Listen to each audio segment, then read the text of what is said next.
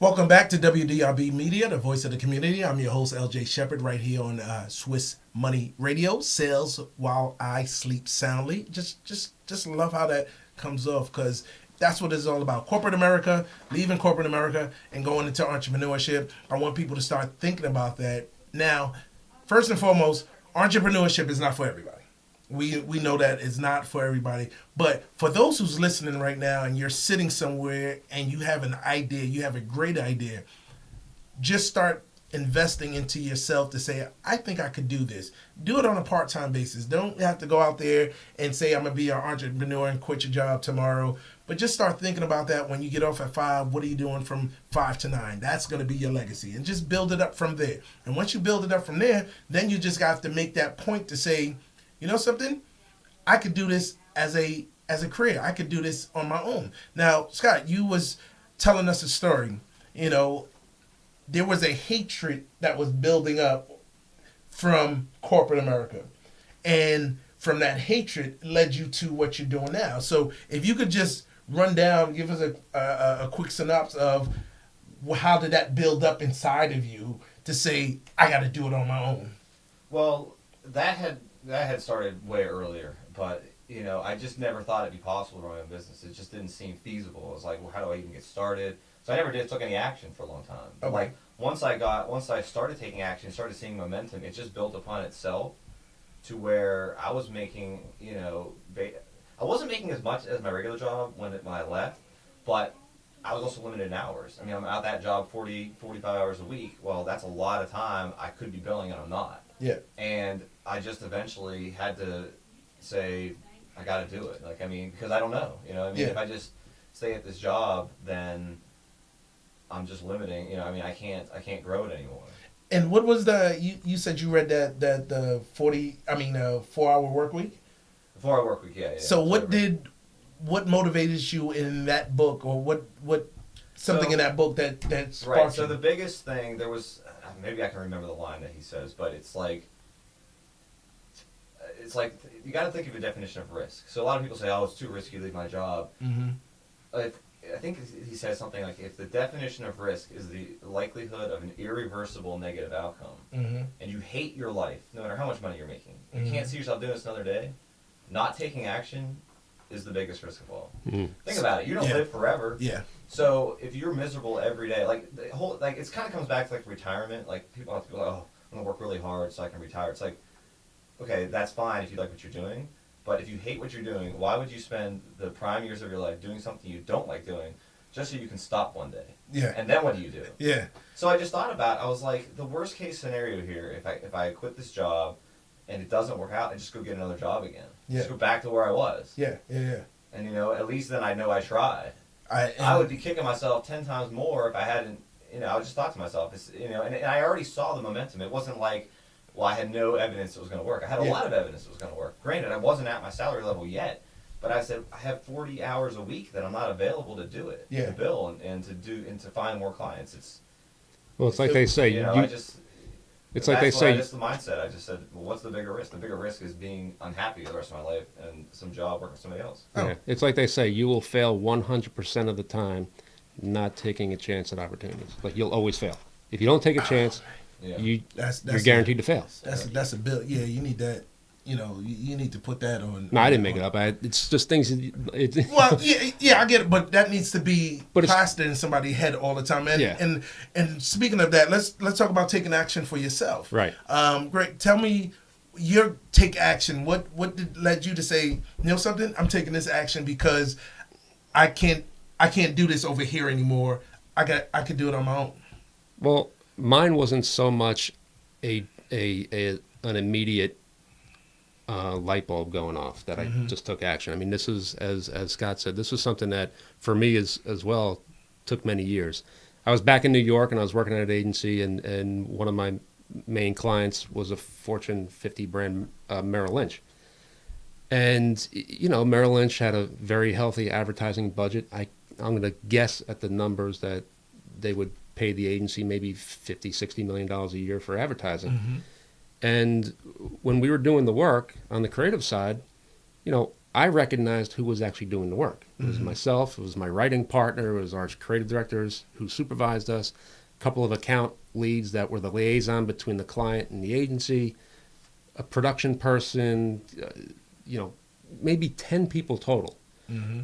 But when I understood and realized that the agency had maybe 60 to 65 people assigned to that account, billing to that account to justify the fees, I was like, well, there's 10 of us doing all the work. Yeah. This is ridiculous. Yeah. We had the client relationships. We're doing the work. We're actually moving the needle in terms of the client's business. I got to be able to do this on my own, one day. So that was always the first eye-opening moment where I said, at some point, I got to do this That was your on my own. But I still needed to gain more experience in terms of understanding the business of what I do, because I came up on the creative side. Solving clients' problems creatively was never an issue for me. I've never not been able to solve the problem. I had to then understand the business of what we do and why we do what we do. So you had the first building block, and then now the second Exactly. building block is the business aspect of things. Exactly. In which a lot of people miss that point. They get to the frustration part of, wait a minute, I could do it myself, but don't know how to put that business part to say this is a business. Would you And I'm agree? going to interject here and come back to the 4 Hour Work Week. That's one of the things, or maybe it was a different book. I think it was the $100 Startup, where basically it says, okay, there has to be an intersection of what you like to do and what someone's going to pay you to do. And you need to find that. Like, you might like eating pizza, but no one's going to pay you to do that. Yeah. Right? Yeah. But so if you can find that intersection, then you've hit the spot. Like, that's what The you're going same. to find to do. Oh, And we you just want need to to pay you find to eat pizza. and you need to find a way to monetize it. So if you love to write, people will make blogs. And at the beginning, we may not make much money, right? But if you just keep doing it because you like to do it, it eventually will monetize. You can monetize it. Yeah, And yeah. so you have to find that where it intersects. I'm glad you brought that up, and I know this is what you wanted. You wanted us Yes, to go back and this forth. is So exactly what so the show he is all so he about. mentioned something about monetizing, blog writing and everything else, and that's been one of the things that has really hurt the advertising industry, and especially creatives. Okay. Because a lot of times clients will want to commoditize what we do. Okay. Right? They say, well, you put an estimate together or put a budget together, what it's going to take you to do this job. Mm-hmm. Now, I could sit there and build a budget based on how many hours I think it's going to get done. Yeah. But that's only taking into effect the actual time and labor to do it. It's not taking into account any of the intellectual property that is my thinking and my experience that comes to the table, which you can't put a price on. Yeah. Right? That Merrill Lynch client I had, we hired a photographer to do some work for a branding assignment for us. And, the photographer, we bid out 3 photographers because we had to triple bid it. And for the work we wanted to do and get done and achieve, the budget was around $600,000 for a photographer for 2 weeks. And that was what it came out to be. His day rate, just to have him on set behind the camera, was $40,000 a day. Wow. That was his creative. That's what you were buying. Yeah. You weren't buying the fact that he can produce 25 pictures and Yeah. retouch them and they'll look great. You're buying his eye and his creativity. Just yes. like with you, you're building Yeah, prototypes. and- There's something that you cannot tangibly, And no pun intended, you can't tangibly put a price on. You can't put a price on your brain and how you envision and and this is and some create advice things. I have for entrepreneurs and how you price your work. At the beginning, you don't want to be a race to the bottom. You don't want to just say, Yeah. well, I'm desperate, I need to get work, I'm just going to price. I mean, obviously you can't go too high and be extremely, not competitive. But you, like to his point, there's a value. Like, I know what I'm worth because of the experiences that Yes, I have. yes. I'm not going to wave on that. Yes. You know what I mean? I've raised my prices over time because I've gained experience and I've proven that I can get things done. I can Correct. build. Correct. I have knowledge of manufacturing. Like, there's a lot of experiences I have that other people don't have. And if the clients don't see that and they're just going to go for the cheapest person, I just let them. Yeah, I don't- then they're not the right. Yeah, They're not the right fit. Yeah, And, yeah, I and would- the reality is that I found is that the clients you want are the ones that are willing to pay, the price that you have. You can always price yourself too high. You have to be wary of that. You can push yourself completely out of it by charging a ridiculous amount. But there's that middle ground that's just right, and you have to stick to that. Don't give in just because I'm getting other people underbidding me. Yeah. The creative industry is interesting. There's a reason why. All right, there's 2 things. One, creatives feel like we should be happy just getting anything for what we do.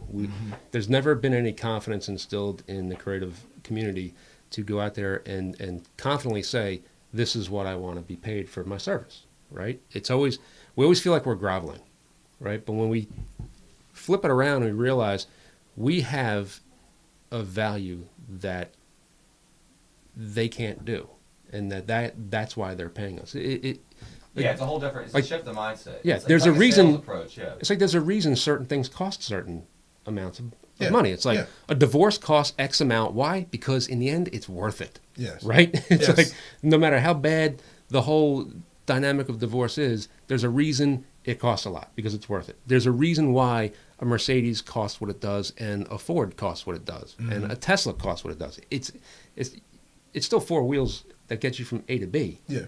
But there's different engineers, there's different, intellect that went into building those experiences, and that's what you're paying for. You're not just paying for the product or the print ad or the TV spot or the social media campaign. You're paying for the experience that users are going to have when they interact with your product. Yes. That's what you're paying for. It's an investment in your product and in your brand. That's what you're paying for. I'm gonna throw a loop in there because for both of you guys, you are doing your own thing. Right. But there came a point where you had to get over a fear or get over, I could do this portion. There's a hump at the beginning. And I really want you guys to touch on that, to saying, how did y'all get over that hump to make this transition? Well, the hump was I got tired of helping other people become rich. And that's what you're doing in advertising. And, Yeah. Any job, anytime you work you're for somebody supposed to be- else, you're making somebody else rich. Yeah. Yeah. You're supposed to be happy with your salary. And I was at an agency in the last few years, and I ran 3 separate accounts, and those accounts grew in business each year over year, but the agency was losing business on other accounts.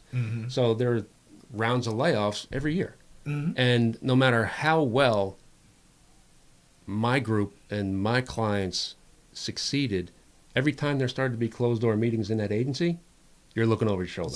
Doesn't matter how great you did, like yesterday. What have you done for me It's lately? like, you know what? Today we've got to cut costs. What have you and done this is for what me we're going to lately? do. That's the And- song I'm playing right now. And so right now, like at that point, I said, you know what? This is just ridiculous. I need to. If I'm going to be that stressed out, I'd rather be stressed out knowing what the problems are and having that be my business. Yeah, and you have control of it. You Yeah. have no control in the situation. Right. You're just thinking that completely you're at the doing mercy of work, your but boss. Completely exactly. at the mercy. Yeah. And it's the same in your world. Absolutely. When I worked in the corporate world, I had zero. Here's my thought process. My only motivation is to work just hard enough not to get fired. Okay. Literally. There was Okay. no reason for me to bust my ass and try to get more done. Mhm. I didn't get anything out of it. Mm-hmm. So I was like, the only way it's going to happen is if I'm the boss and I'm in control. Yeah. And that's the way my life is now. If I work harder and I bring in more jobs, I make more money. Or if I want to take a 2-week vacation, I go do it. I don't ask anybody for permission. And I just can't stand somebody telling me what I'm going to do, when I'm going to do it. Yes. When I'm gonna do it. Well, there's a. It just drove me crazy. And There's- before Yeah, go ahead.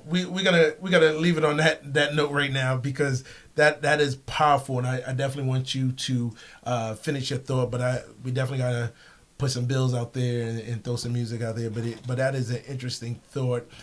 You're listening to Swiss Money Radio. I'm your host, LJ Shepard. I got Scott, I got Greg, and they're giving you some really good insight of certain things that you should do. If you don't, that's all right, but you should even at least just consider it. That's how I look at it. Just consider the next option in your life. Evolve into something bigger. We'll be right back right here on WDRB Media.